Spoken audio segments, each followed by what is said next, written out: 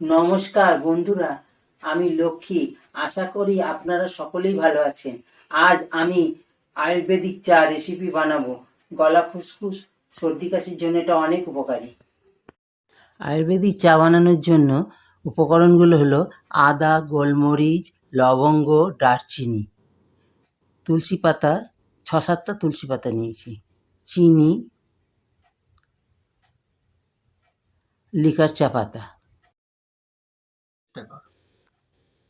আমি 3 কাপ জল নিলাম। এবার আদা থেতো করে নিয়েছি, দিলাম। গোলমরিচ ডাস্ট করে নিয়েছি, পরিমাণ মতো দিলাম।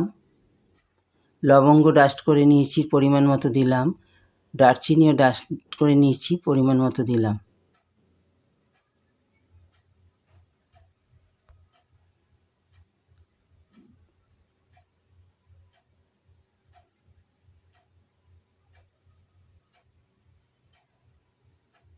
এবার তুলসী পাতাটাকে আমি ছিঁড়ে দিয়ে দিলাম।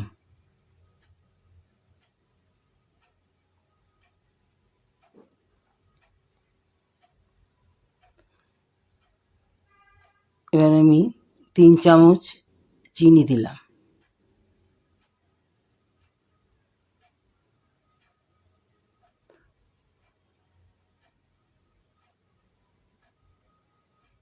এক চামচ চা পাতা দিলাম।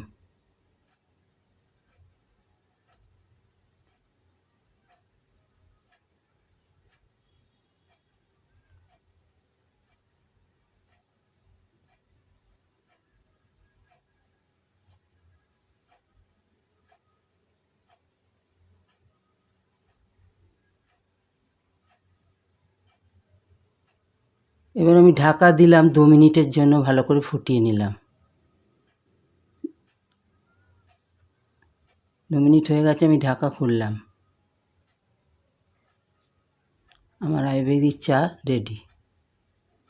আয়ুর্বেদিক চা শীতকালের জন্য, গলা খুসখুস সর্দি কাশির জন্য খুব উপকারী।